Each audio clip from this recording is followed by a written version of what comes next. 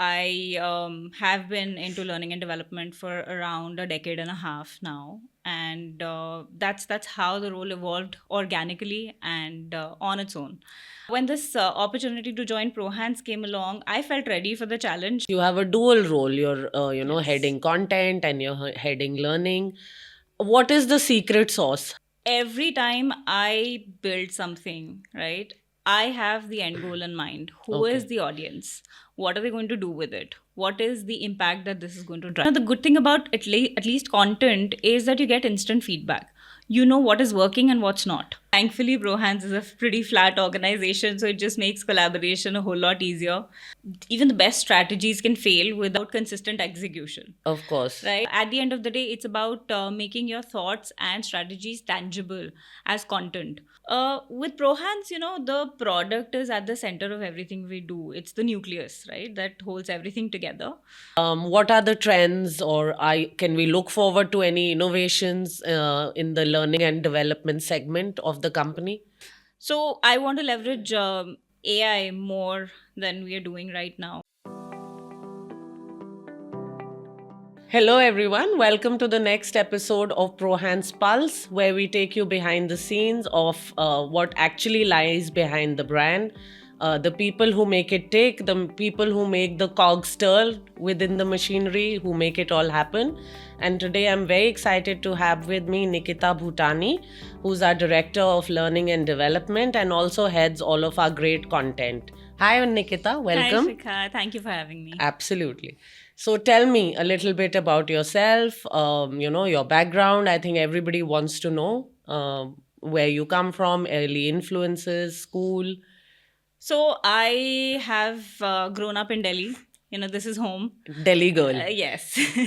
And, I started my career very early, if that's what you want to know. Yes. I started my career very early from a typical call center background. So I Okay. started with taking calls, and that role evolved into coaching, which was around coaching on the floor. Okay. Supporting people take better calls. Apparently, my calls were good. Okay. And that evolved into training for me. So I have been into learning and development for around a decade and a half now, and that's how the role evolved organically and on its own. But I did realize that this is where I wanted to be. This is what I wanted to do because of the sheer impact that it has on all the organizations. Really, a poorly executed job in learning and development would mean people are not able to perform to the best of their Yeah, abilities. absolutely. Yeah. So that's about my career. I've worked with some interesting industries and brands. I've worked in aviation, the Indigo airline. Wow. Then there's been a few BPOs, and one of some of the leaders in the market I've gotten an opportunity to work with. These would include HCL and Convergys and Wipro even. So those have been some of the interesting projects I've had in learning and development. Then I moved to HSBC, which was a fairly long stint where I was working in instructional design. So that exposed me to the back end of learning, Okay. right? So initially, I was working directly with people, and you get instant feedback when that happens. But the back end of learning groomed me to create impactful training content Hmm. and measure impact. Is it getting to people? Is it talking to people? Are people able to learn and change? So, I've had a holistic Right. experience when it comes to learning and development. And yeah, I did realize that this is where I wanted to be. This is what I wanted to do in the longer run. Wonderful.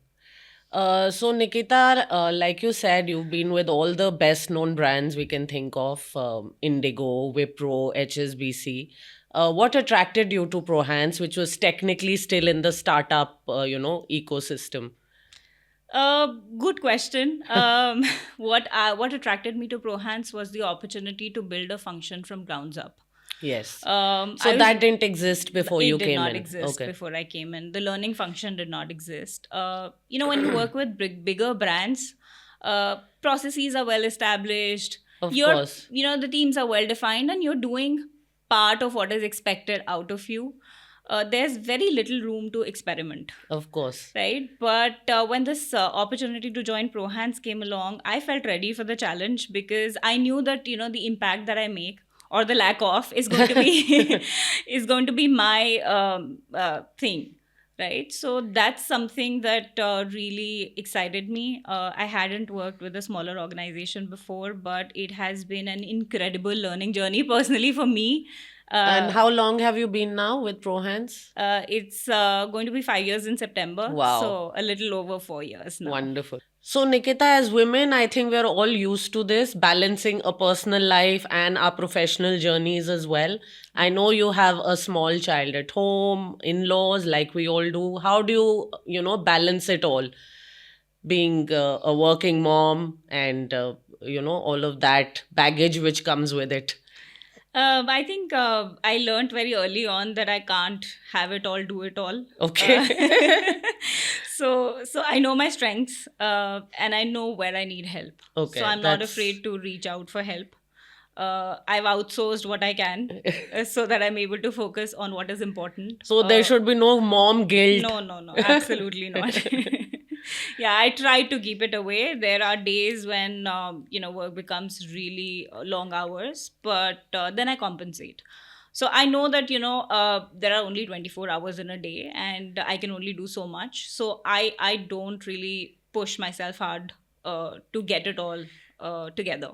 So yeah, there are days when it's hard, but I think I manage just fine. The kid is growing up. She has a barrage of questions for me. That gives me a lot of perspective about things that I still need to learn. Yeah. Right. So yeah, the learning continues. But yeah, I think we're not super moms. We're not Yeah. superhumans just because we're working and we have a kid at home and in-laws to support.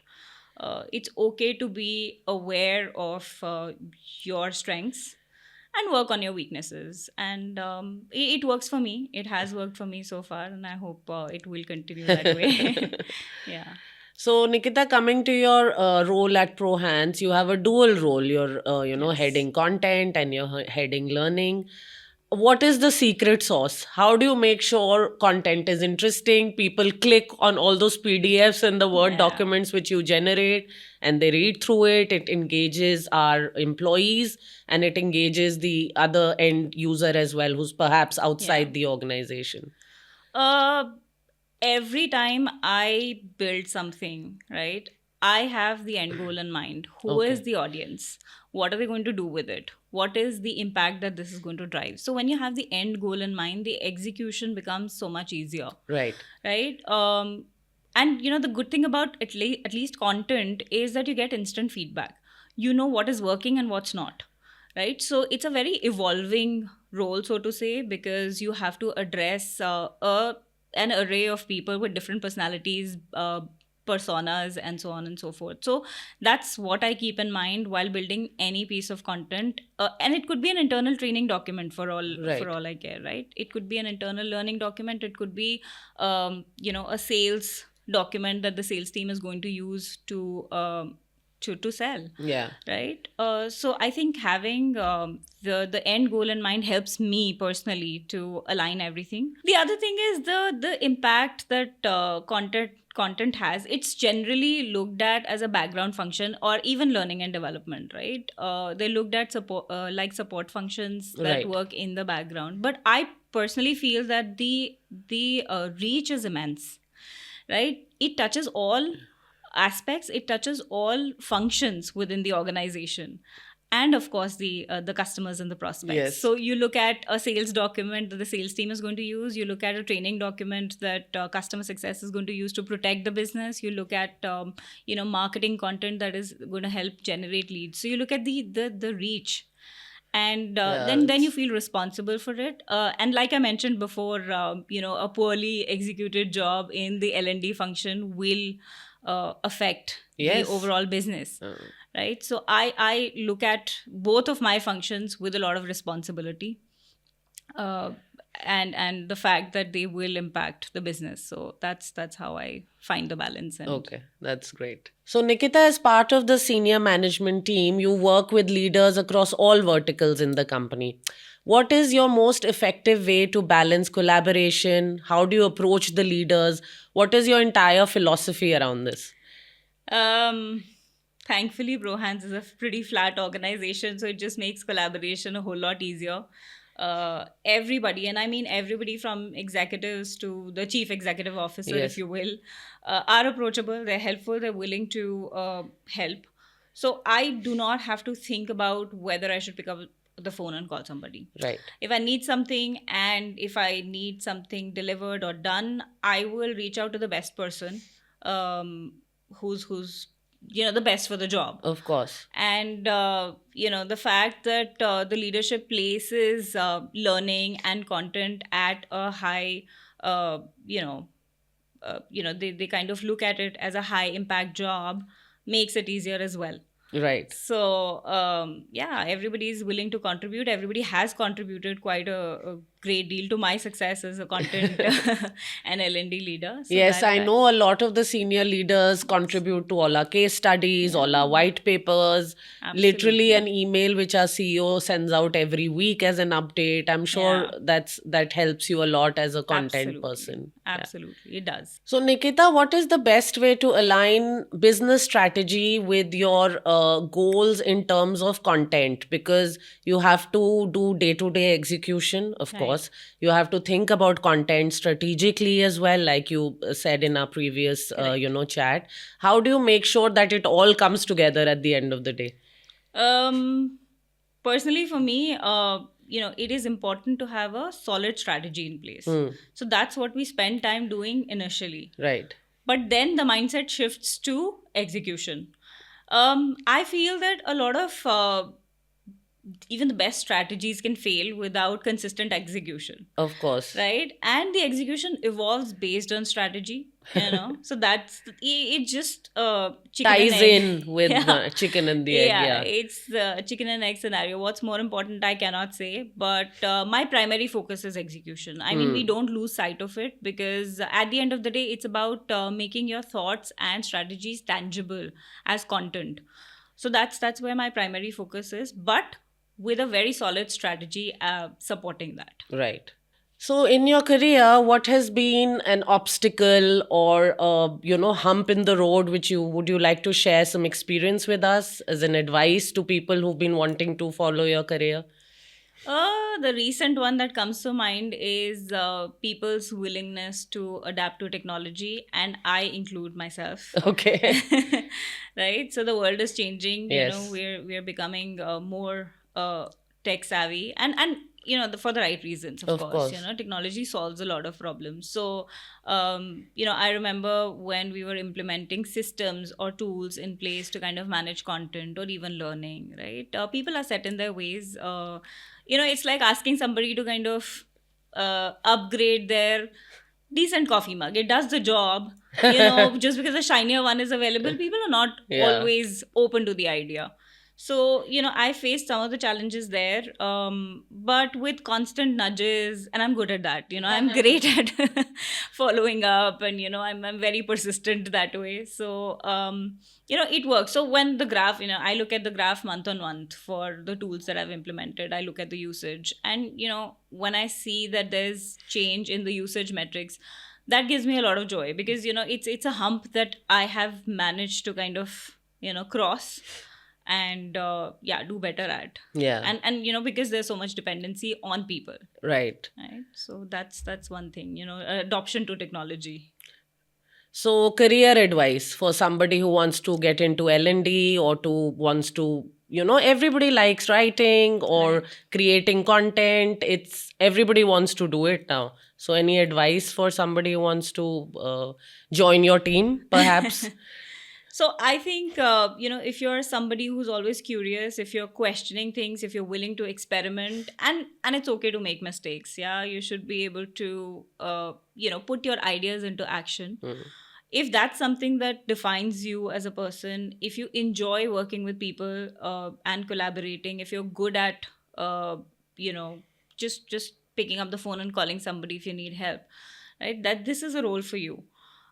It's a great role. It has a huge impact on any organization. Organizations don't really function without a solid learning and development team or even a content team, right? So you have to be curious, you have to be willing to experiment, and you have to be willing to make mistakes and of course learn from them. Of course. So that's my advice. If that sounds like you, then definitely consider this as a career opportunity. Reach out to Nikita. If nothing else, you'll learn, you'll grow. Yes. So Prohance as a company emphasizes a lot on learning and development. How do you feel the leadership team helps in that cause? How do you champion that cause and make sure it permeates down to each member within the company? The leadership has a huge role to play in learning and development. It's a culture that needs to be driven top down. With Prohance, the product is at the center of everything we do. It's the nucleus, right, that holds everything together. And of course, with the product, there are new enhancements, there are new features, there are modules, right? So, what the leadership, and I've personally experienced it, the leadership would learn about the new features, they would be able to demonstrate them.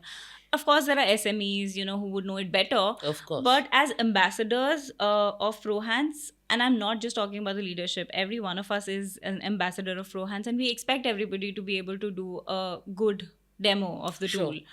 tool.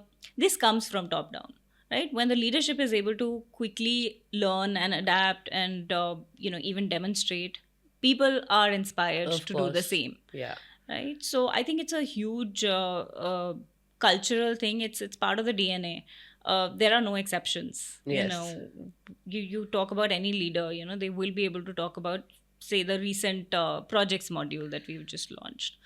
So yeah, I mean, it's driven from top down, and they play a pretty critical role in making it part of the DNA. It's the learning mindset that they have that eventually permeates to the rest of us. Yes. So now it's time to look a little ahead in the future. What are the trends, or can we look forward to any innovations in the learning and development segment of the company? We want Any new to- tools you want to talk about? Yeah. So I want to leverage AI more than we are doing right now. We're fairly new to this, but this is something that I look as a future need, not really a good to have, but need to have. I want to do more with less. Right. And I think tools, technologies, and of course AI is going to help us be there, right? It makes us more accurate, more efficient, and be able to deliver faster. Yes. I think that's extremely important for a fast-paced organization like ours.